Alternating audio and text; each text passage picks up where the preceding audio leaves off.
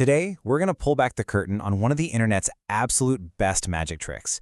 I'm talking about how it takes this world of just pure digital chaos and somehow creates the reliable connections that we depend on for, well, everything. So let's dive in. I mean, really think about that for a second.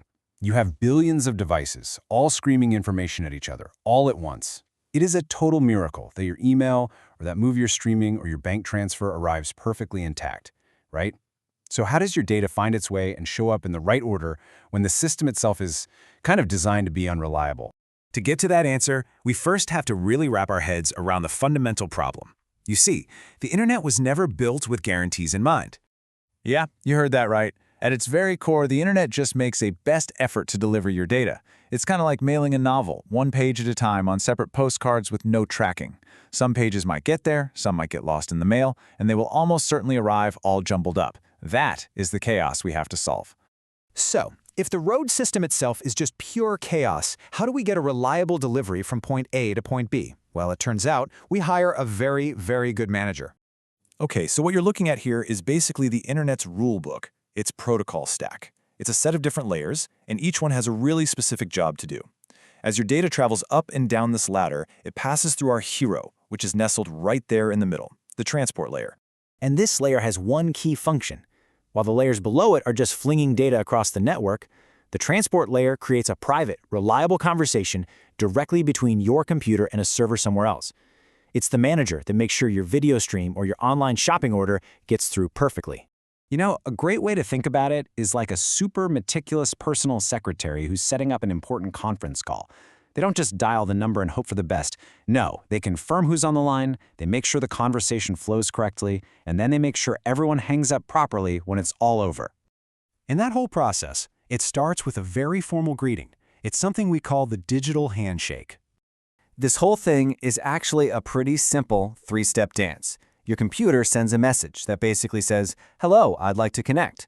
The server on the other end responds, "I hear you, and yep, I'm ready to listen." Then your computer says, "Excellent," and just like that, the conversation begins.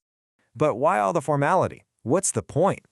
Well, this little handshake prevents your computer from starting a long speech to a server that might have crashed or isn't even listening. It's an absolutely vital check to make sure the line is open and both sides are actually ready to talk.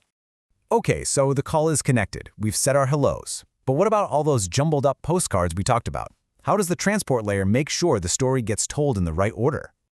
To solve this, the transport layer does something pretty genius.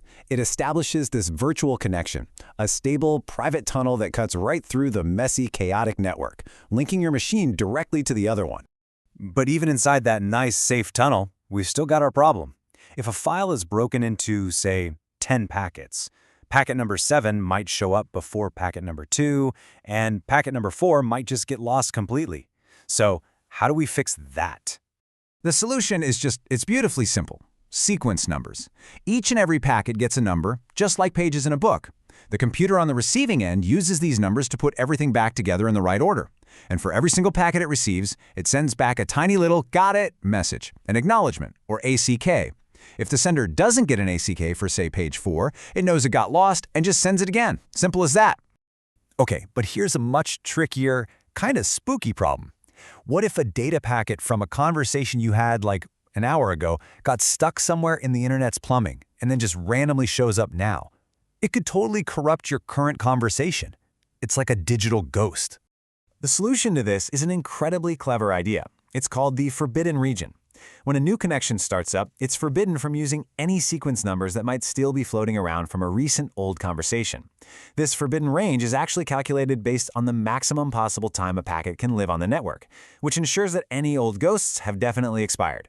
What this really does is act as a sort of cooling-off period for sequence numbers. It's a guarantee that any ghost packets that arrive late are immediately recognized as old news and are just thrown away, protecting the integrity of the new conversation.